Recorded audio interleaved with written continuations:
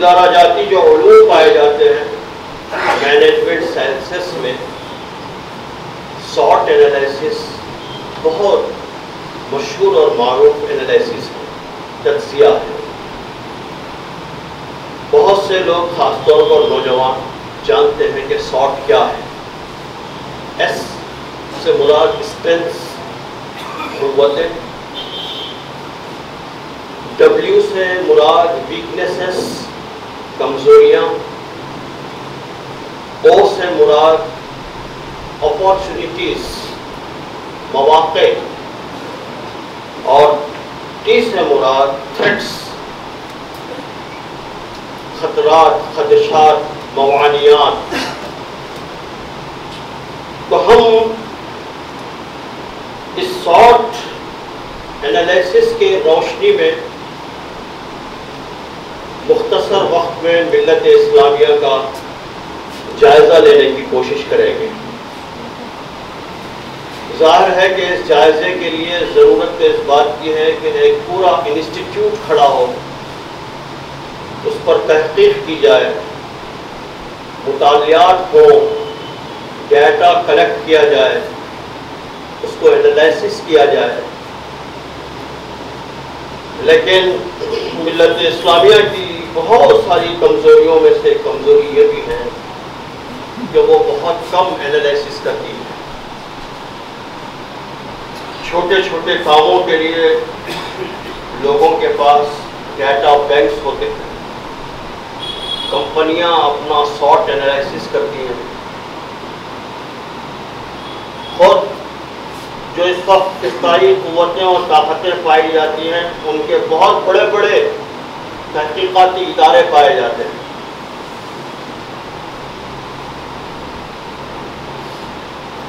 لیکن ہمارے پاس ایسا کوئی انتظام شاید نہیں ہے۔ میں نے ایک حقیر سی کوشش کی ہے کہ آپ کے سامنے وہ تجزیہ رکھوں۔ سب سے پہلے ہم یہ دیکھنے کی کوشش کریں گے کہ ملت اسلامیہ کی اسٹرینتھ کیا ہے، قوت کیا ہے۔ اگر ہم اس کی قوتوں کو ٹٹولیں گے اور جائزہ لیں گے تو ہمیں معلوم ہوگا کہ سب سے اہم چیز جو ملت اسلامیہ کے پاس پائی جاتی ہے اور ملت اسلامیہ کو تمام اقوام عالم کے اندر ممیز اور ممتاز کرتی ہے وہ ہے ایمانی قوت۔ ایمانی قوت۔ دوسری جو قوت پائی جاتی ہے وہ رسول اللہ صلی اللہ علیہ وسلم سے بے انتہا محبت۔ اسی لیے تو یہ لوگ بار بار شاتمین نبی مسلمانوں کو چھیڑتے رہتے ہیں، کچوچے لیتے ہیں اور چاہتے ہیں کہ رسول اللہ صلی اللہ علیہ وسلم سے محبت مسلمانوں کی کم ہو جائے۔ تو یہ بہت بڑی قوت پائی جاتی ہے مسلمانوں کی۔ آپ اگر دیگر اقوام کا جائزہ لیں گے تو ان لوگوں میں یہ چیز نہیں پائی جاتی۔ تیسری جو قوت پائی جاتی ہے میں سمجھتا ہوں کہ وہ ہے عالمی بیداری کی لہر۔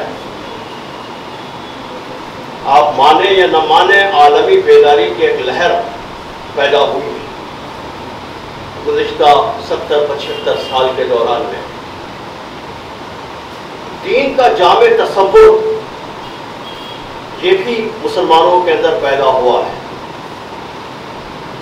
دین صرف چند مراسم عبودیت کا نام نہیں ہے، صرف پوجا پاٹ چند مراسم کو ادا کرنے کا نام نہیں ہے، رسم و رواجات کا نام نہیں ہے، بلکہ دین ایک مکمل ضابط حیات ہے۔ یہ تصور دھندلا ضرور ہے لیکن یہ تصور ملت اسلامیہ کے اندر الحمدللہ جاگزین ہو گیا ہے۔ جوہری قوت کی استطاعت یہ بھی ہم سمجھتے ہیں کہ ایک بہت بڑی قوت ہے۔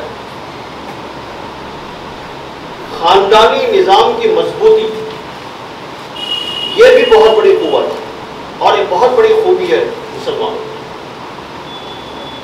خاندانی نظام اس وقت پورے یورپ میں سکون حالی کا شکار ہو چکا ہے، ٹوٹ کا شکار ہو چکا ہے۔ اس وقت سیاسی پارٹیاں جو قائم ہو رہی ہیں وہ اپنا نام رکھ رہی ہیں فیملی فرسٹ پارٹی۔ سیاسی پارٹی کا نام ہے فیملی فرسٹ پارٹی۔ کینیڈا کا جو وزیر اعظم ہے وہ جب دورہ کرتا ہے تو اپنے پورے خاندان کے ساتھ میں دورہ کرتا ہے۔ اس سے لوگوں نے، نامہ نگاروں نے پوچھا کہ آپ ایسا کیوں کرتے ہیں؟ تو اس نے کہا کہ میں چاہتا ہوں کہ خاندان کی اہمیت کیا ہے میں لوگوں کو بتاؤں، لیکن اس میں ضرور انحطاط آیا ہے، زوال آیا ہے، لیکن اللہ کا کرم ہے کہ خاندانی نظام مسلمانوں میں انٹیکٹ، یہ بھی ایک بہت بڑی قوت ہے۔ اور جو یورپی ممالک میں عورتیں بڑی تعداد میں اسلام قبول کر رہی ہیں، اس کی اہم ترین وجہ خاندانی نظام کے اندر جو عفت اور عصمت اور عورت کی حفاظت پائی جاتی ہے، تو اس کی اہم ترین وجہ ہے۔ وسائل کی فراوانی، یہ بھی ایک بہت بڑی قوت ہے۔ جتنے وسائل ہمارے پاس پائے جاتے ہیں، ملت اسلامیہ کے پاس پائے جاتے ہیں، مادی وسائل بھی، پیٹرولیم پروڈکٹس، منرلز کے ذخائر اور بہت بڑے پیمانے پر زمینات اور اراضیات، یہ اور کسی کے پاس نہیں پائے جاتے، یہ فراوانی بھی پائی جاتی ہے۔ افرادی قوت کی بالادستی، یہ بھی بہت بڑی قوت ہے۔ اس وقت پورا یورپ اور دیگر ممالک، جاپان، چین، یہ سب بوڑھے ہو رہے ہیں۔ خاندانی منصوبہ بندی کی وجہ سے، خاندانی نظام کے ٹوٹ جانے کی وجہ سے وہاں 65 سال سے زائد جو لوگ پائے جاتے ہیں وہ 65% سے زائد ہیں، جبکہ مسلمانوں کے پاس 15 سے 35 سال کی عمر کے جو نوجوان پائے جاتے ہیں وہ 65% ہیں۔ اسی لیے تو ہمارے بچے، ہمارے نوجوان یورپین ممالک کو، گلف کنٹریز کو جا کر کام کر رہے ہیں، خدمات انجام دے رہے ہیں، لیبر فورس ہمارے پاس ہے۔ تو افرادی قوت کی فراوانی بھی ایک بہت بڑی طاقت ہے۔ امت مسلمہ کا عالمی تصور یہ بھی پیدا ہوا ہے، اور عالمی تصور کیسا ہے؟ آج بھی ہم افغانستان کے اندر کچھ ہو، فلسطین میں کچھ ہو جائے، غزہ میں کچھ ہو جائے، تو آج بھی ہمارا دل تڑپتا ہے، آج بھی ہم متوجہ ہوتے ہیں۔ یہ بھی ایک اہم قوت ہے۔ اب امت مسلمہ کی ویکنیسز کیا ہے؟ اس کی کمزوریاں کیا ہیں؟ اس کی کمزوریوں میں سب سے بڑی کمزوری جس کو پیدا کرنے کی بھی کوشش کی گئی وہ ہے علاقائی، نسلی اور لسانی تقسیم۔ کرد الگ ہیں، عرب الگ ہیں، عجم الگ ہیں، پھر ہمارے پڑوسی ملک کے اندر آپ دیکھیں گے سندھ الگ ہیں، فلاں الگ ہیں، بلوچی الگ ہیں۔ یہ جو علاقائی لسانی جو تقسیم ہے یہ ہماری بہت بڑی کمزوری ہے۔ استحصالی معاشی قوتوں پر انحصار، ڈپینڈنس آن ایکسپلائٹر فورسز، یہ بھی ہماری بہت بڑی کمزوری ہے۔ ہمارا ڈپینڈنس جو ایکسپلائٹر فورسز ہیں، استحصالی جو قوتیں ہیں، اس پر پایا جاتا ہے۔ پھر عسکری قوت کے لیے دشمنوں پر انحصار، جتنے مسلم ممالک پائے جاتے ہیں، شاید ایک آدھ ملک کو چھوڑ کر، ایران کو اور پڑوسی ملک کو چھوڑ کر جتنے ممالک ہیں وہ سب امریکہ پر، دوسرے ممالک پر انحصار کرتے ہیں۔ ان کے فوجی اڈے ان کے ممالک کے اندر پائے جاتے ہیں۔ دشمنوں پر انحصار ہے، حکمرانوں کی ذہنی غلامی یہ بھی بہت بڑا ویکنس ہے ہمارا، بہت بڑی کمزوری ہے۔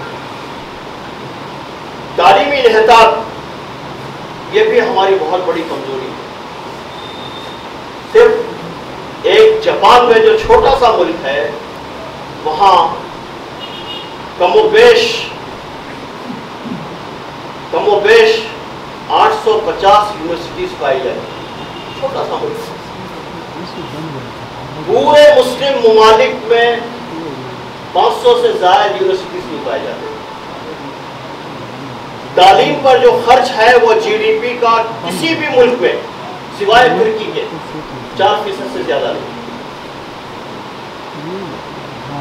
پھر ملی اداروں پر مفاد پرست لوگوں کا تسلط یہ بھی ہماری بہت بڑی کمزوری ویکنس ہے۔ جو ملی ادارے پائے جاتے ہیں، وقف ہے، تعلیمی ادارے ہیں، ہمارے پاس تو بہت سے تعلیمی ادارے ہیں، انجینئرنگ، میڈیکل کالجز اور بڑے بڑے ادارے ہمارے پاس پائے جاتے ہیں۔ یہ سب پر مجھے کہنے کی اجازت دیجیے مفاد پرست لوگ بلکہ غنڈہ عناصر ثابت ہیں، مسلمانوں کے غنڈہ عناصر۔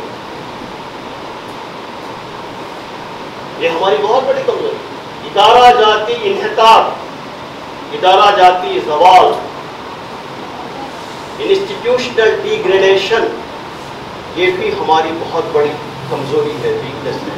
ہمارے ادارے اس وقت پامال ہو گئے، خزانت ختم ہو گئی۔ مجھے معلوم نہیں ہے مجھے یہاں پہ خزانت کا کیا مقام ہے۔ ہمارے پاس تو قاضی کا مطلب خالی نکاح ہے، نکاح کے وقت آ کر وہ خطبہ نکاح پڑھتا ہے اور ایجاب و قبول کروا دیتا ہے،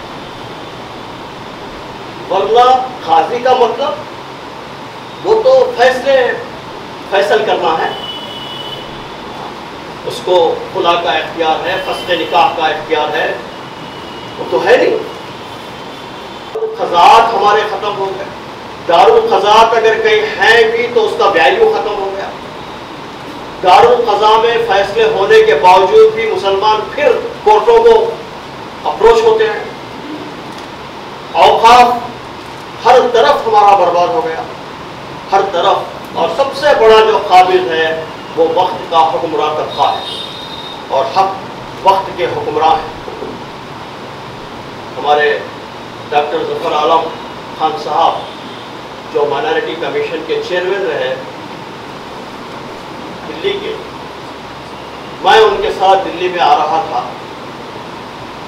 چتری وہاں سے ابوالفضل انکلیو سے نکلے ہم، تو جیسے ہی نظام الدین کا برج آیا تو آپ وہ بتانا شروع کیے مجھے، تو یہ وقت کی جائیداد ہے، یہ وقت کی جائیداد ہے، یہ وقت کی جائیداد ہے۔ پھر اس کے بعد ہم سینٹرل سیکریٹریٹ کے پاس پہنچے، کہا کہ یہ بھی وقت کی جائیداد ہے۔ پھر اس کے بعد ہمارا گزر منسٹریل کوارٹرز کی طرف سے ہوا تو بتایا کہ یہ بھی وقت کی جائیداد ہے، اور ہم جنتر منتر پہنچنے تک بتایا کہ پارلیمنٹ کی جو بلڈنگ ہے وہ بھی وقت کی جائیداد ہے۔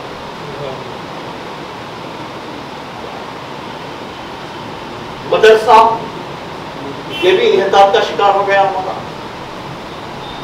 خاندانی نظام کے اندر گراوٹ آئی، مسلکی اختلافات یہ ہماری بہت بڑی کمزوری ہے۔ مسلک کسی طریقے پر عمل کرنے کے لیے ایک میتھڈ کا نام ہے، ایک طریقے کا نام ہے۔ مسلک تو دین نہیں ہے، دین میں مسلک ہے لیکن مسلک میں دین نہیں ہے۔ لیکن شدت پسندی ایسی کہ مسالک کی بنیاد پر ہم نے اپنے مساجد کو الگ کر دیا۔ ایک مسلک کا آدمی دوسرے مسلک کے آدمی کو برداشت کرنے کے لیے تیار نہیں ہے۔ مسلک کی جو عصبیت پائی جاتی ہے یہ ہماری بہت بڑا ویکنس ہے، ہماری بہت بڑی کمزوری ہے۔ گروہ بندیاں، طبقات، ذات پات کا نظام ابھی ختم نہیں ہوا، جبکہ یہ دین آیا ذات پات کے نظام کو ختم کر وحدت انسانیت کی بنیاد پر پوری انسانیت کو ایک کرنے کے لیے، لیکن اس کے باوجود آج بھی مسلمان طبقات کے اندر منقسم پائے جاتے ہیں۔ جذباتیت یہ بھی ہماری بہت بڑی کمزوری ہے۔ یہ پوری قوم پوری دنیا کے اندر بڑی جذباتی واقع ہوئی ہے۔ جذبات کا حال تو یہ ہے کہ کسی بھی ایشو پر، کسی بھی مدعے پر وہ روڈ پر آ جاتے ہیں، کسی لیڈرشپ کے بغیر اور کسی کی رہنمائی کے بغیر خود رہنما بن جاتے ہیں۔ پولیس کو دیکھتے ہی کو طیش آ جاتا ہے اور پولیس کو پتھر مارتے ہیں اور پولیس ان پر گولیاں برساتی ہے۔ یہی پورا قصہ ہے، پوری کہانی یہی ہے۔ وسعت قلبی اور وسعت نظری کی کمی یہ بھی ہمارا بہت بڑا ویکنس ہے۔ آئیے دوستو، ہم تھوڑی دیر کے لیے اپارچونیٹیز کیا ہیں، یہ سب ہونے کے باوجود بہت سے امکانات پائے جاتے ہیں اس ملک کے اندر، اپارچونیٹیز پائی جاتی ہیں۔ ان اپارچونیٹیز کو ہم کیسے ایکسپلور کر سکتے ہیں، کیسے ایکسپلور کرنا چاہیے، کیا واقع ہم اس کو ایکسپلور کر رہے ہیں، اس پر غور کرنا بہت ضروری ہے۔ اپارچونیٹیز میں، امکانات میں سب سے اہم امکان جو اس ملک کے اندر پایا جاتا ہے، اتنا زہر گھول کر پلا دینے کے باوجود، اتنی دوریاں پیدا کر دینے کے باوجود، غلط فہمیوں کے دیوار کھڑا کر دینے کے باوجود، آج بھی اس ملک میں دعوتی کام کے امکانات پائے جاتے ہیں۔ دعوتی کام کے امکانات آج بھی پائے جاتے ہیں۔ ایک بہت بڑی اپارچونیٹی ہے۔ آپ کو یہ اپارچونیٹی دوسرے اور ممالک کے اندر نہیں پائی جاتی۔ دوسری جو اپارچونیٹی پائی جاتی ہے اس ملک میں، ابو طالب صفت لوگوں کا پایا جانا ہے۔ حضرت ابو طالب کون تھے؟ رسول اللہ صلی اللہ علیہ وسلم کے چچا، آخری وقت تک ایمان نہیں لے آئے، لیکن آخری وقت تک اسلام، تحریک اسلامی اور رسول اللہ صلی اللہ علیہ وسلم کے پشت پناہ بنے رہے۔ تو بالکل اسی ٹائپ کے لوگ اس ملک میں ہزاروں نہیں بلکہ لاکھوں کی تعداد میں پائے جاتے ہیں۔ آپ ان کے آرٹیکلز دیکھنا چاہتے ہیں، ان کی تڑپ دیکھنا چاہتے ہیں تو دی ہندو اخبار پڑھیں آپ۔ 2 دن 3 دن میں ایک مرتبہ کوئی نہ کوئی ضرور آرٹیکل ایسا شائع ہوتا ہے جس کے اندر وہ دکھ کا اظہار کرتے ہیں۔ وہ کہتے ہیں کہ اس ملک کے اندر موجودہ حکومت نے جو قانونی ادارے ہیں، دستوری ادارے ہیں، ان کو پامال کیا۔ انہوں نے سی بی آئی کا، انفورسمنٹ ڈپارٹمنٹ کا، انکم ٹیکس ڈپارٹمنٹ کا غلط استعمال کیا، انہوں نے عدالتوں کا غلط استعمال کیا، وغیرہ وغیرہ۔ اور ان سب چیزوں کے اندر وہ سمجھتے ہیں کہ مسلمانوں کو ٹارگٹ کیا جا رہا ہے، مسلمان یہاں پر مظلوم ہیں، لکھتے بھی ہیں، وہ کہتے بھی ہیں۔ تو یہ جتنے لوگ ہیں، میں ایسے لوگوں کو جو اسلام اور مسلمانوں کے سلسلے میں ہمدردی رکھتے ہیں، میں ان کو ابو طالب صفت لوگ کہتا ہوں۔ اس کے اندر سابق ججز ہیں، سابق وائس چانسلرز ہیں، بڑے بڑے لائرز ہیں، سالیسیٹر جنرلز ہیں، بہت بڑے بڑے لوگ ہیں، تعلیم یافتہ لوگ ہیں، کئی پروفیسرز ہیں۔ ابھی آئی آئی ٹی، آپ کے ایمس بنگلور کے تمام اساتذہ نے، اس کے اندر ایک بہت بڑی تعداد ہے، انہوں نے لیٹر لکھا۔ موجودہ جو لوگ ہیں نوکری میں ہیں، ابھی اس وقت ملازمت کے اندر ہیں، ان لوگوں نے بھی اس پر سگنیچر کی کہ آپ لوگ غلط کر رہے ہیں۔ تو یہ جتنے لوگ ہیں، میں ان کو ابو طالب صفت لوگ کہتا ہوں، سمجھتا ہوں۔ تو ہمارا کام یہ ہے کہ یہ لوگ منتشر ہیں، یہ لوگ پراگندہ ہیں، ان کے لیے کوئی پلیٹ فارم نہیں پایا جاتا۔ ضرورت اس بات کی ہے کہ ان کے لیے ایک پلیٹ فارم فراہم کیا جائے تاکہ وہ ایک جگہ جمع ہو سکے۔ پھر ذرائع ابلاغ اور سوشل میڈیا کے دور رس اثرات، بہت دنوں تک جب تک شہاب الدین صاحب تھے یہاں پہ، وہ مسلم انڈیا نکالا کرتے تھے۔ پھر انہوں نے، سید حامد صاحب نے ایک نیشنل پیپر، انگریزی پیپر نکالنے کا بھی تہیہ کیا تھا، بڑے پیمانے پر پیسے بھی جمع کیے تھے، لیکن ہو نہیں سکا. اور ہم کوشاں کرتے تھے کہ ہمارا کوئی نیشنل لیول پر آواز اٹھانے کے لیے کوئی میڈیا نہیں پایا جاتا, کوئی اخبار نہیں پایا جاتا, ہمارا ریپرزنٹیشن ہو سکے, ہماری آواز پہنچ سکے. بہت کوشاں کرتے تھے ہم لوگ. لیکن اللہ نے چند سالوں کے اندر ہی سوشل میڈیا کی شکل میں ایسا میڈیم اور دور رس اور تیز تر میڈیم کو اللہ نے ہمارے ہاتھوں میں دے دیا. اب آپ فوٹو لیجئے, آپ ڈال دیجئے, آپ لکھیے, چھاپیے, بھیجیے, کیا بھیجتے ہیں بھیجتے جائیے. آپ کے ہاتھ میں ہے, پیپر آپ کے ہاتھ میں ہے, ٹی وی آپ کے ہاتھ میں ہے, یوٹیوب آپ کے ہاتھ میں ہے, انسٹاگرام آپ کے ہاتھ میں ہے, فیس بک آپ کے ہاتھ میں ہے, سب آپ کے ہاتھ میں ہے. لیکن اس کا صحیح استعمال مسلمان نہیں کر رہا, یہ دکھ کی بات ہے. اب مسلم نوجوان فیس بک کا استعمال کر رہا ہے, انسٹاگرام کا استعمال کر رہا ہے. کیسا کر رہا ہے؟ وہ گنگا ندی کے اندر انڈر ویئر پر ڈائیو لگا رہا ہے, فوٹو لے لیا اور اس کو فیس بک کے اوپر ڈال دیا. اس سے انسانیت کو کیا فائدہ ہے؟ سمجھانے کی ضرورت ہے, سمجھانے کی ضرورت ہے اور بتانے کی ضرورت ہے کہ اس کا صحیح استعمال کیسے ہو سکتا ہے. پھر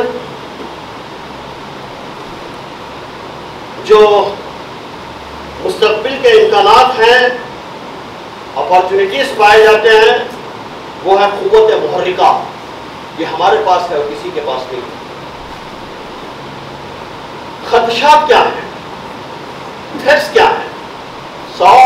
شارٹ انالیسس کا آخری ٹی فار تھریٹس, یعنی خدشات, خطرات, موانعات, رکاوٹیں کیا ہیں. تو میں اس کو دو حصوں میں تقسیم کرنا چاہوں گا. پہلا داخلی خطرات, انٹرنل تھریٹس. انٹرنل تھریٹس کیا ہیں؟ سب سے پہلا وہ ہے دین اور دنیا کی تقسیم. آج بھی مسلمانوں کے ذہن سے نکل نہیں سکتی. دین الگ ہے اور دنیا الگ ہے. دنیا آخرت کی کھیتی ہے, یہ ابھی آیا نہیں ہے, ذہن میں سمویا نہیں ہے ابھی تک. مسجد والی زندگی الگ, بازار والی زندگی الگ. مسجد والی زندگی الگ, پروفیشنل لائف الگ. مسجد والی زندگی الگ, تجارتی زندگی الگ, بزنس لائف الگ.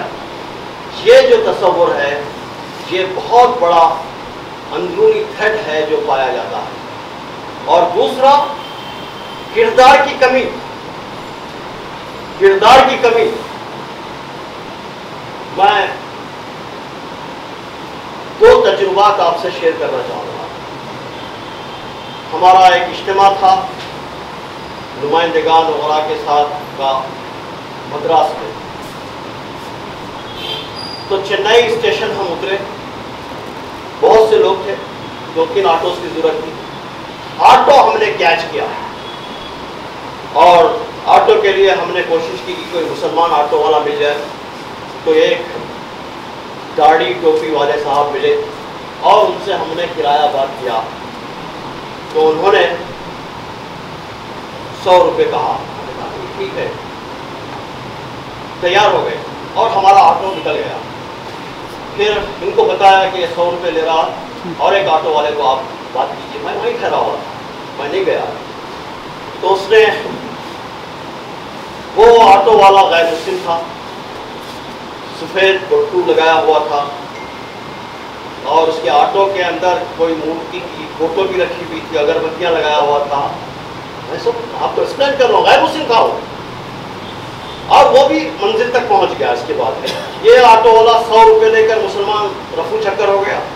جب اس کو 100 روپے دیے گئے تو اس نے فوری 40 روپے واپس کیے. کہا کہ بھائی نہیں, 100 روپے بات ہوئی ہے, تم لے دو. نہیں, یہاں تو 60 روپے بھی بہت زیادہ ہے صاحب, یہ 40 روپے آپ نے. یہ ہے غیر مسلم. میرے ایک دوست ہیں اور ایک جگہ کے امیر مقامی ہیں اس وقت, مولانا رکن الدین ندوی صاحب, حافظ قرآن بھی ہیں. وہ جاپان میں قرآن سناتے ہیں اور جاپان اسلامک سینٹر میں وہ جایا کرتے ہیں ہر سال. اب جا رہے ہیں نہیں جا رہے مجھے نہیں معلوم. تو انہوں نے ایک واقعہ یہ سنایا کہ جاپان میں انہوں نے کار ہائر کی، جیسے ہی کار اس نے رضامندی ظاہر کی تو وہ ایسا چھپ کر دروازہ کھولتا ہے، اور اس نے دروازہ کھولا اور یہ بیٹھ گئے. پھر اس کے بعد اس نے میٹر آن کیا. تھوڑی دور جانے کے بعد میں اس نے میٹر آف کر دیا، چلتی ہوئی گاڑی میں آف کر دیا میٹر. پھر تھوڑی دور کے بعد جانے کے بعد وہ میٹر پھر آن کر دیا. تو بہرحال منزل تک وہ پہنچ گئے. منزل تک پہنچنے کے بعد جو جاپانی زبان جاننے والے وہاں کے جو مقامی لوگ تھے، ان لوگوں سے انہوں نے کہا، مولانا رکن الدین ندوی نے کہا کہ ذرا ان سے یہ پوچھئے کہ انہوں نے چلتے چلتے میٹر آف کر دیا، پھر چلتے چلتے انہوں نے میٹر کو آن کر دیا، ایسا کیوں کیا انہوں نے؟ ذرا ان سے پوچھئے. تو اس نے بتایا پوچھنے پر کہ مجھے ایک جگہ سے یو ٹرن لینا تھا، لیکن میں وہ یو ٹرن لینا بھول گیا، چپ گیا، وہ تیزی کے اندر میں نکل گیا، تو اور ذرا آگے سے مجھے یو ٹرن لینا پڑا. ظاہر ہے کہ وہ آگے سے اس یو ٹرن تک آنے کا جو کرایہ ہے وہ میں پیسنجر پر نہیں ڈال سکتا، اس لیے میں نے میٹر کو آف کر دیا، اور جہاں ان کا مقام آیا وہاں سے میں نے میٹر کو آن کر دیا. نہ ایمان لایا، نہ نماز پڑھا، نہ داڑھی ہے اس کو، ہمارے الفاظ میں تو وہ جہنمی ہے، لیکن ایمانداری اور دیانت داری اور کردار وہ کیسا ہے آپ دیکھیے. خنوتیت، پیسمزم، یہ بھی ہماری اندرونی بہت بڑی کمزوری ہے. پیسمزم، کیا کریں گے، حالات ایسے ہیں، کتنا بھی کرے تو کچھ نہیں ہوتا. بہت کام کر لیا، لوگ بدلتے نہیں. پیسمسٹک ویو، خنوتیت، مایوسی،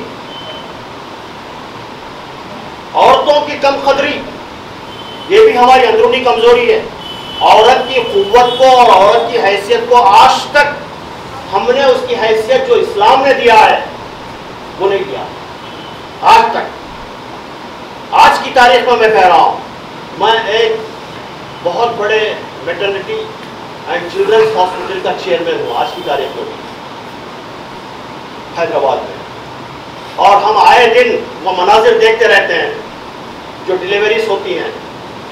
لڑکا پیدا ہوتا ہے تو لڈو بانٹتے پھرتا ہے، لڑکی پیدا ہوتی ہے تو منہ چھپاتے پھرتا ہے آج بھی. تو یہ کمی آج بھی پائی جاتی ہے. گھر کے ماحول میں انحطاط، رشتوں کے اندر جو محبت وہ حلاوت پائی جاتی تھی، پائی جانی چاہیے، اس کے اندر کمیاں آئی ہیں. وہ حلاوتیں اب اس وقت پائی نہیں جاتی، وہ محبتیں اس وقت نہیں پائی جاتی. یہ ہماری اندرونی کمزوریاں ہیں. ایکسٹرنل تھریٹس کیا ہیں؟ خارجی یا بیرونی جو خطرات اور خدشات ہیں وہ کیا ہیں؟ وہ ہے نمبر 1 فکری الغار، بہت تیزی کے ساتھ فکری الغار، ثقافتی الغار، معاشی الغار، تہذیبی الغار. اتنی تیزی کے ساتھ ہے تہذیبی الغار کہ یہ تہذیبی الغار اس وقت تہذیبی ارتداد کے اندر، فکری ارتداد کے اندر تبدیل ہو گیا ہے. کیونکہ جو مخالف قوتیں ہیں وہ اس وقت سمجھ چکی ہیں کہ کسی بھی گئے گزرے مسلمان کے گلے پر بھی چھری رکھ دی جائے اور اس سے کہا جائے کہ وہ کلمہ لا الہ الا اللہ سے منحرف ہو جائے تو منحرف نہیں ہوگا. تو اب کیا کرنا چاہیے؟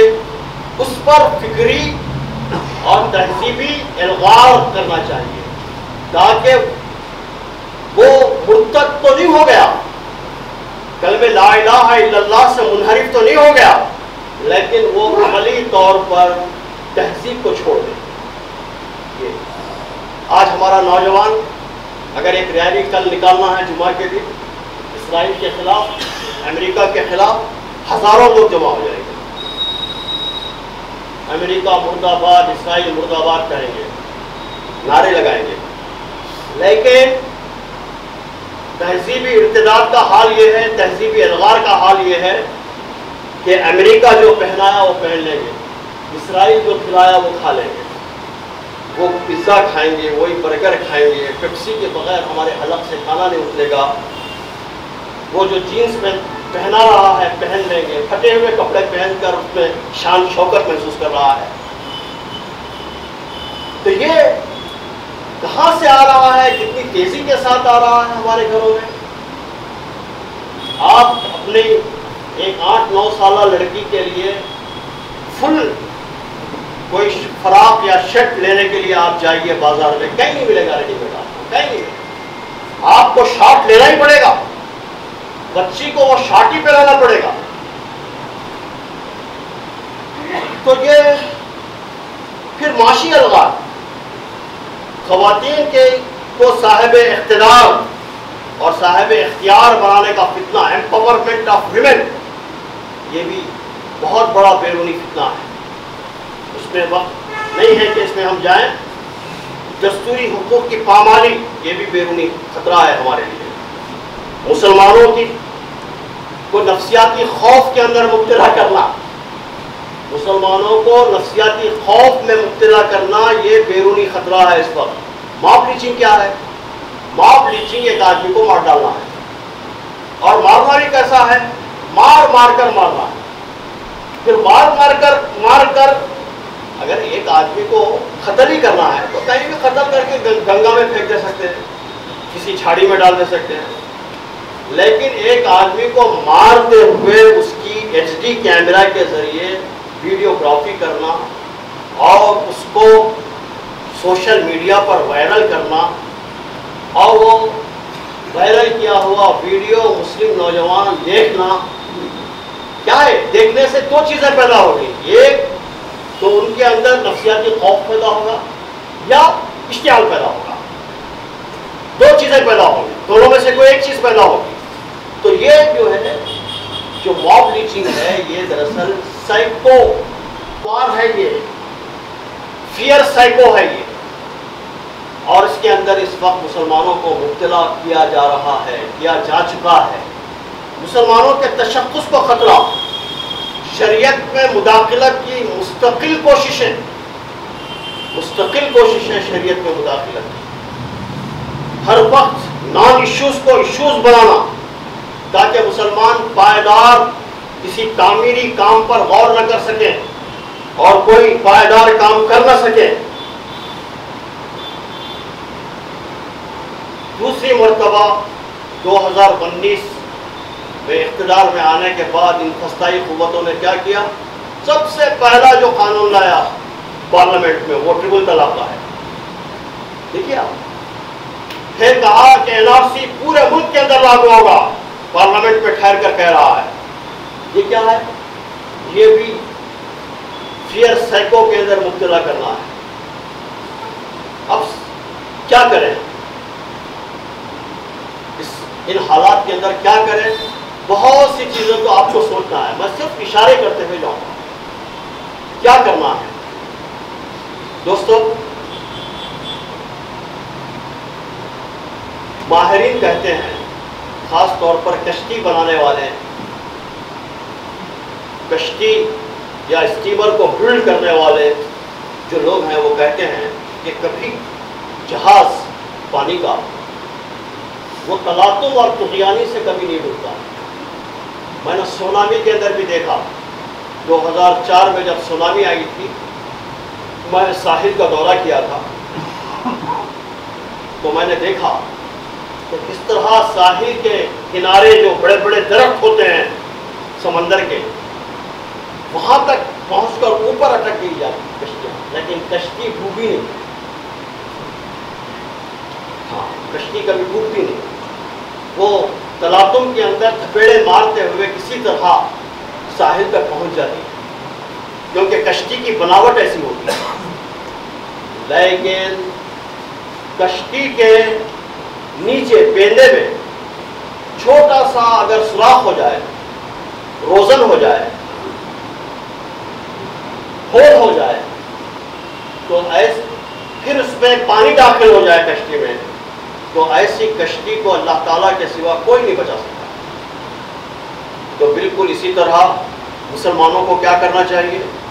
مسلمانوں کو ان حالات کا تجزیہ کر کر سب سے پہلے ہماری کشتی کے اندر جو سوراخ آ گیا ہے اس کو بند کرنے کی کوشش کرنا چاہیے۔ بیرونی حملے جب زیادہ ہوتے ہیں تو اندرونی طور پر لوگ تیاریاں کرتے ہیں، قلعے کو مضبوط کرتے ہیں، قلعے کی دیواروں کو مضبوط کرتے ہیں، رسد کو جمع کرتے ہیں تاکہ دشمن کا مقابلہ آسانی کے ساتھ کیا جا سکے۔ تو بالکل مسلمانوں کو بھی چاہیے کہ وہ اندرونی طور پر مضبوط ہونے کی کوشش کریں۔ کیا کریں؟ سب سے پہلے جو قوت ہماری ہے اس قوت کو تازہ کریں۔ جو ایمانی قوت پائی جاتی ہے ہماری، وہ ایمانی قوت جو ہماری پائی جاتی ہے وہ قوت ہمارے اندر ہے جو پائی جاتی ہے وہ شعوری نہیں ہے، شعوری نہیں ہے۔ جو ایمان ہمارے پاس ہے وہ ایمان، جو اسلام ہمارے پاس ہے وہ اسلام آبائی اسلام ہے، اجدادی اسلام ہے، باپ دادا سے چلا آ رہا اسلام ہے، انہیریٹنٹلی چلا آ رہا اسلام ہے، روایتی اسلام ہے، ٹریڈیشنلی اسلام ہے۔ اس کو شعوری طور پر لانا بے حد ضروری ہے۔ اسی لیے قرآن نے کہا یا ایھا الذین آمنوا آمنوا باللہ ورسولہ، اے وہ لوگوں جو ایمان لائے ایمان لاؤ۔ ایمان لانے والوں سے کہا گیا کہ ایمان لاؤ، ایمان کی تشدید کریں، یہ پہلا کام کریں۔ دوسرا کام، ہم اپنی زندگیوں سے تناقض کو دور کریں، دوری کو دور کریں۔ مسجد میں ایک مسلمان وہی مسلمان باہر جاتے بدل جاتا ہے۔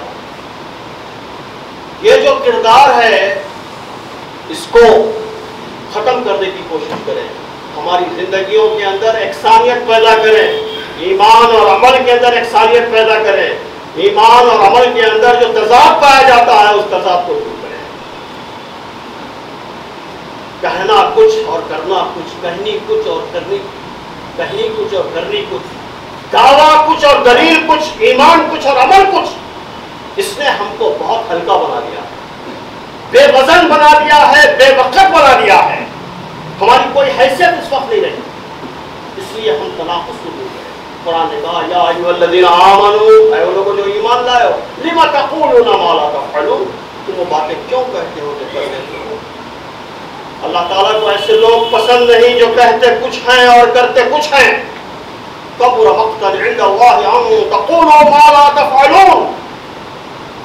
اس لیے ہم اپنی زندگیوں کے اندر یکسانیت پیدا کریں، ایمان اور عمل کے اندر۔ اور تیسرا کام، اتقوا اللہ کی بنیاد پر اپنے نسلوں کی تربیت کریں، اپنی بیٹیوں کی، بہوؤں کی، نوجوانوں کی، گھر میں لوگوں کی تربیت اللہ کے خوف اور تقوی کی بنیاد پر کریں۔ یہ تیسرا کام ہے۔ چوتھا کام، ہم اپنے گھروں کی اصلاح کریں اور اپنے اولاد کو اور اپنے گھر کے افراد کو جہنم کی آگ سے بچانے کی کوشش کریں۔ ابھی اغیار کی نگاہیں وہاں تک پہنچ تو گئی ہیں لیکن مداخلت کرنے کی ابھی ہمت ان کے اندر پیدا نہیں ہوئی ہے۔ اب کتنے بچے ہونا چاہیے یہ تو قانون لا رہے ہیں، ہاں یہ تعدد ازواج کا قانون ہونے دیجیے، فیملی پلاننگ کا قانون ہونے دیجیے، یہ سب کیا ہے؟ یہ گھریلو معاملات کے اندر مداخلت کرنا ہے۔ آئے ہیں ابھی لیکن مکمل طور پر ابھی قبضہ ہمارا ہے، ہمارا حکم چلتا ہے گھروں میں، اس لیے گھروں کو ہم درست کریں اور اپنی اولاد کو جہنم کی آگ سے بچانے کی کوشش کریں۔ یا ایھا الذین آمنوا قوا انفسکم واہلیکم نارا، اپنے آپ کو اور اپنے اہل و عیال کو جہنم کی آگ سے بچائیں۔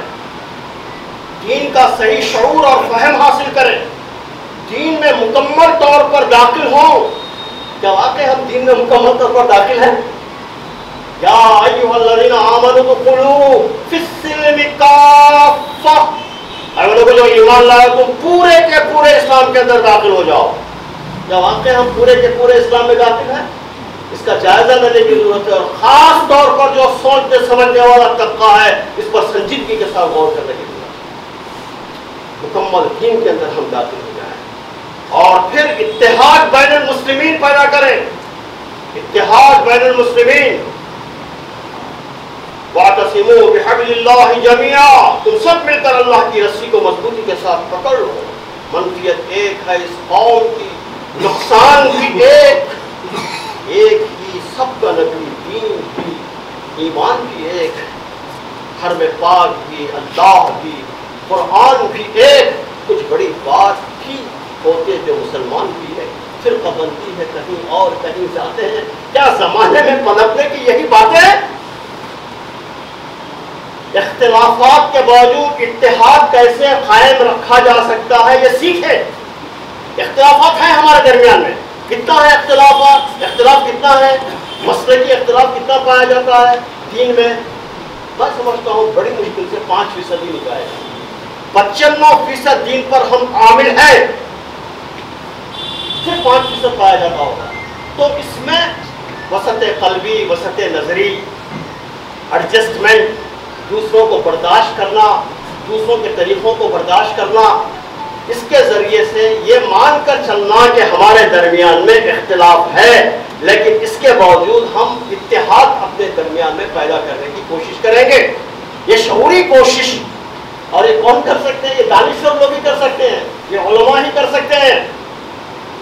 جب علماء اور دانشور لوگ، سوچنے سمجھنے والا طبقہ اختلافات کے باوجود بھی متحد رہے گا تو عوام بھی متحد رہے گی۔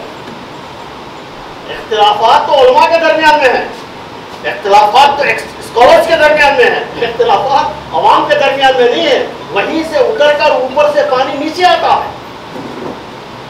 پھر امر بالمعروف و نہی عن المنکر کے فریضے کو انجام دیں۔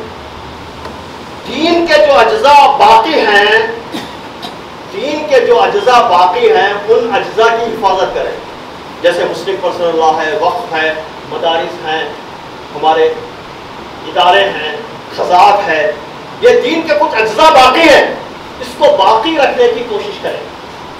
یہ شریعت کی حفاظت وغیرہ کے جو مہمات ہیں یہ کیوں ہیں؟ اسی لیے جو کچھ بھی باقی ہے اس کو باقی رکھیں، اور پھر جن اجزاء دین پر ہم عمل نہیں کر سکتے ان اجزاء دین پر عمل کرنے کے حالات پیدا کرنے کی کوشش کرتے رہیں۔ جیسے کرمنل پروسیجر کوڈ، اسلام کے کرمنل پروسیجر کوڈ یا تعزیراتی احکامات پر ہم عمل نہیں کر سکتے اس ملک میں، تو ایسی صورت میں اسلامک کرمنل پروسیجر کوڈ یا تعزیراتی احکامات کی جو برکتیں ہیں اس کی تشریح کریں۔ تشریح کیسے وقت پہ کریں؟ ایسے وقت پہ کریں کہ اڈوانی نے کہا، سشما سوراج نے کہا، جب وہ کیا تھا وہ دلی کے اندر جو لڑکی، اس کے نام پر قانون کیوں نام نربھیا کا جب واقعہ ہوا تو سشما سوراج کا اور اڈوانی کا بیان آیا تھا کہ ایسے لوگوں کو سرے عام پھانسی دی جانی چاہیے۔ یہ کیا ہے؟ سرے عام پھانسی دینا تمہارے قانون میں ہے، انڈین پینل کوڈ میں ہے، لیکن یہ جو کہا گیا یہ کیا ہے؟ یہ ہے فطرت کی آواز۔ یہی فطرت کی آواز اسلام کی آواز ہے، اور یہی فطرت کی آواز اسلامی قانون ہے، یہ بتانے کی ضرورت ہے۔ ایسے موقعوں پر اس کی خوب تشریح کریں اور لوگوں کو ہمدار کرنے کی کوشش کریں۔ خیر، انصاف کے علمبردار بنے۔ ہم عام طور پر یہ بدنام ہیں کہ ہم اپنے ہی کلیا کے اندر گڑ پھوڑتے ہیں، ہم اپنے ہی مسائل پر غور کرتے ہیں، اور جو دلت ہیں، کمزور ہیں، ہم سے بھی بہت زیادہ گئے گزرے لوگ ہیں، ہم ان کی کچھ پرواہ نہیں کرتے، حق و انصاف کے لیے ہم کام نہیں کرتے۔ اسی لیے ہم نے ایک آرگنائزیشن قائم کی، میں کئی سال تک اس کا صدر رہا، movement for piece and justice کے نام سے۔ جسٹس سب کے لیے ہونا چاہیے، انصاف سب کے لیے ہونا چاہیے۔ تو اس طرح ہم، قرآن نے بھی حکم دیا، یا ایھا الذین آمنوا کونوا قوامون بالقسط، اور ظلم کے خلاف آواز اٹھائے۔ مسلمان کبھی ظلم کے خلاف آواز اٹھاتے ہوئے دکھائی نہیں دیتا۔ کیوں؟ وہ یہ کہتا ہے کہ ہم خود مظلوم ہیں، ہم خود مظلوم ہیں، اب ہم ظلم کے خلاف آواز کیسے اٹھا سکتے ہیں؟ جبکہ سیرت کے اندر یہ پایا جاتا ہے کہ نبی صلی اللہ علیہ وسلم اور اصحاب رسول صلی اللہ علیہ وسلم مظلوم ترین لوگ تھے مکے میں. ایک آواشی آیا اور آ کر اس نے کہا کہ کیا مکے میں لوگ باہر سے آنے والے لوگوں کو لوٹ لیتے ہیں؟ تو نبی صلی اللہ علیہ وسلم نے اس سے پوچھا کہ تم کو کس نے تکلیف پہنچائی؟ تو کہا کہ میں عمدہ قسم کے اونٹ لایا تھا، لیکن ابو جہل نے اس پر کم قیمت لگائی اور اس سے بڑھ کر قیمت لگانے کے لیے کوئی آمادہ نہیں ہے. تو نبی صلی اللہ علیہ وسلم نے اسے پوچھا کہ تم کیا قیمت لینا چاہتے ہو اس کی؟ اس نے قیمت بتائی اور اسی وقت آپ نے قیمت ادا کی. اور ادا کرتے ہوئے وہیں قریب میں ابو جہل اتفاق سے ٹھہرا ہوا تھا. کہا آئندہ ایسا نہیں ہونا چاہیے. اور ابو جہل نے گردن ملاتے ہوئے کہا کہ آئندہ ایسا نہیں ہوگا، آئندہ ایسا نہیں ہوگا. مظلوم ہے، خود مظلوم ہے، لیکن مظلوم کے پشت پناہ بن کر کھڑے ہوئے. ایک نئی سیرت کے اندر ایسے کئی واقعات آپ کو ملے. تشدد اور دہشت گردی کے بڑھتے ہوئے رجحان اور خاص طور پر جو سرکاری سطح پر دہشت گردی اور تشدد ہو رہا ہے اس کے خلاف میں آواز اٹھائیں. فسطائیت کے خلاف میں مسلسل کام کریں. ملک میں اقدار پر مبنی سیاست لانے کی کوشش کریں. ویلیو بیسڈ پولیٹکس لانے کی کوشش کریں. مثبت طرز فکر اختیار کریں. جذباتیت سے گریز کریں. اپنا چارج خود لیں اپنے ہاتھوں کے اندر. اس کو کہتے ہیں انٹرنل لوکس کنٹرول اپنے ہاتھ میں ہو. جب کبھی جذبات میں آ جاتے ہیں تو ہم کیا کرتے ہیں؟ کنٹرول دوسروں کے ہاتھوں میں دے دیتے ہیں. جب کنٹرول دوسروں کے ہاتھوں میں دیتے ہیں تو پٹائی ہوتی ہے. تو اس لیے ہر قسم کے حالات کے اندر کنٹرول خود اپنے ہاتھوں کے اندر رکھتے ہیں. اقلیت اور اکثریت کے یہ سنڈروم سے نکلے. اس سنڈروم سے بھی مسلمان نکلے. اقلیت کے اندر ہم کمزور ہیں، ہم مائنارٹی کے اندر ہیں، ہم اس سنڈروم سے نکلے. آپ کو معلوم ہونا چاہیے دنیا کے اندر ہمیشہ مائنارٹیز نے ہی حکومت کی، اور آج بھی ہندوستان میں جن لوگوں کی حکومت ہے وہ مائنارٹی کے اندر ہے، میجارٹی میں نہیں ہے. 1000 سال تک مسلمانوں نے یہاں پر مائنارٹی میں رہ کر حکومت کی. اخلاقی طاقت اپنے اندر پیدا کر رہے ہیں، نافیت اپنے اندر پیدا کریں.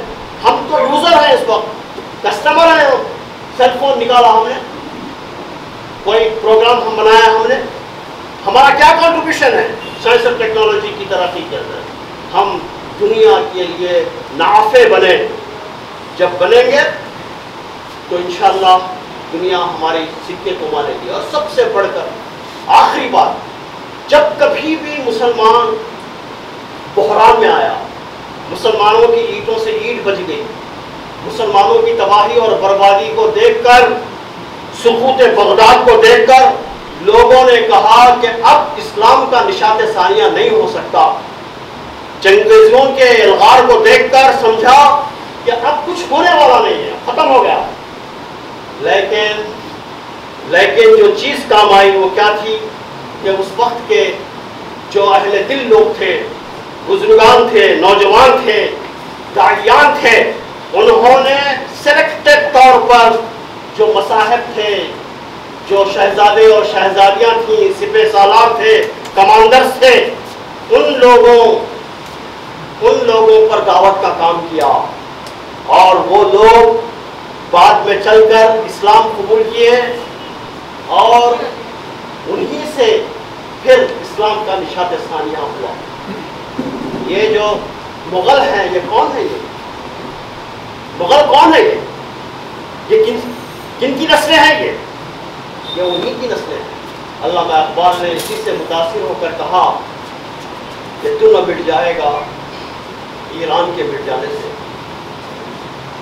تو نہ مٹ جائے گا ایران کے مٹ جانے سے، نشے مے کو تعلق نہیں پیمانے سے، ہے عیاں یورش تاتار کے افسانے سے، ہے عیاں یورش تاتار کے افسانے سے کہ پاسباں مل گئے کعبے کو صنم خانے سے. آج بھی پاسباں مل سکتے ہیں، مایوسی کی ضرورت نہیں ہے. انہی لوگوں میں سے کٹ کر آ سکتے ہیں، اس لیے کہ اسلام ایک مذہب کا نام نہیں ہے، ایک تحریک کا نام ہے۔ اللہ تعالیٰ ہمارے ساتھ خیر کا معاملہ فرمائے۔ جن نکات کو میں نے آپ کے سامنے آپ کے غور و فکر کے لیے، غور و خوض کے لیے اور اس لئے کو آگے بڑھانے کے لیے کچھ گزارشات میں نے آپ کے سامنے رکھی، امید ہے کہ میری ان گزارشات پر آپ غور کریں گے۔ اللہ تعالیٰ ہمارے ساتھ خیر کا معاملہ فرمائے۔ وآخر دعوانا ان الحمد للہ رب العالمین۔